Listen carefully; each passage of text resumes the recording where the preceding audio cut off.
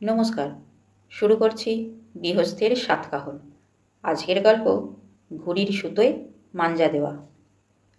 10 বছরের বিল্টু ছাদে দাদাদের সাথে ঘুড়ি ওড়াচ্ছিল।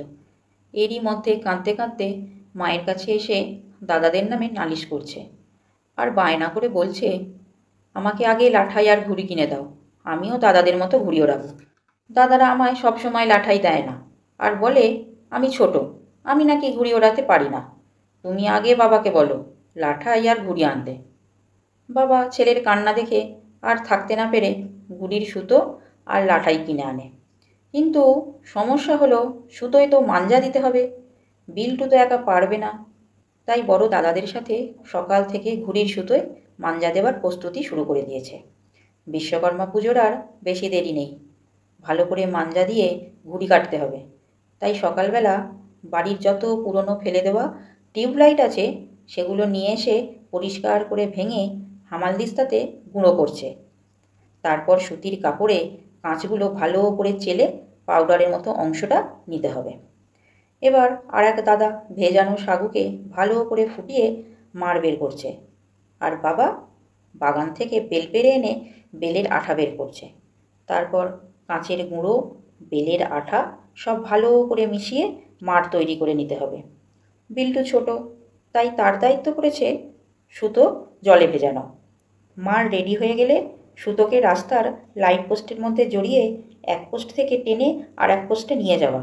এইভাবে পুরো সুতোটাকে খুলতে হবে মাঞ্জা দেওয়ার জন্য। তারপর এক দাদা একটা নারকেলের ছোবড়ার কিছুটা নিয়ে সুতোর জল মুছছে, আর এক দাদা কাপড় ছেঁড়া দিয়ে সুতোর মাঞ্জা টানছে এক পোস্ট থেকে আর এক পোস্টে।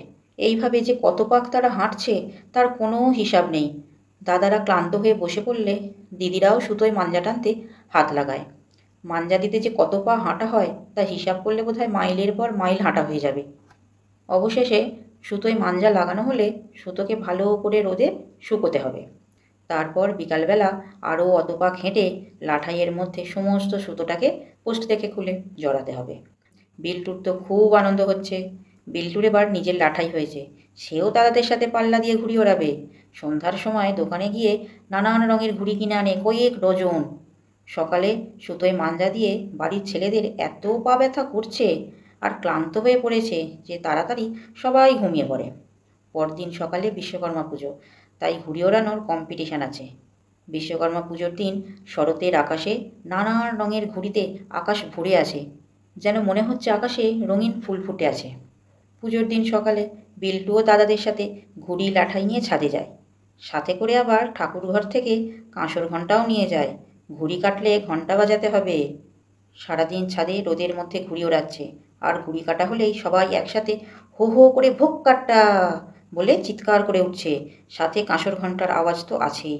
অন্য ছাদ থেকে আবার টিন, ড্রাম এইসব বাজানো হচ্ছে। রাস্তা দিয়ে লোকেরা গেলে বুঝতেই পারছে না তারা যে কাদের ঘুড়ি কেটেছে, কারণ যার ঘুড়ি কেটেছে সেও ভোগ কাট্টা বলে চিৎকার করছে। তারপর সেই ঘুড়ি কোথায় গিয়ে উড়ে পড়ছে সেখান থেকে লুটে নিয়ে আসা ছিল দিদিদের কাজ।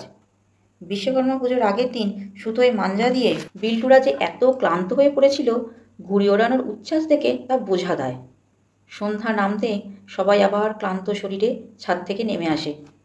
তাদের শরীর আর চলছে না, হাত পা সব ব্যথা হয়ে গেছে। ঘুড়ির সুতোয় নিজেদের তৈরি করা মাঞ্জা দিয়ে ঘুড়ি ওড়ানোর যে কী আনন্দ তা বলার অপেক্ষা রাখে না। তবে এখন আর সেসবের বালাই নেই। এখন বাজারে রেডিমেড মাঞ্জা দেওয়া সুতো কিনতে পাওয়া যায়। তাহলে কেনই বা ছেলেরা অত পরিশ্রম করে মাঞ্জা দেবে বলুন তো? এখনকার জেনারেশান সুতোয় মাঞ্জা দেওয়া কি তা প্রায় অনেকে জানেই না, আর মাঞ্জা দেওয়ার মতো অত সময়ও নেই।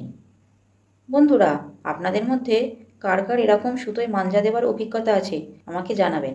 ধন্যবাদ।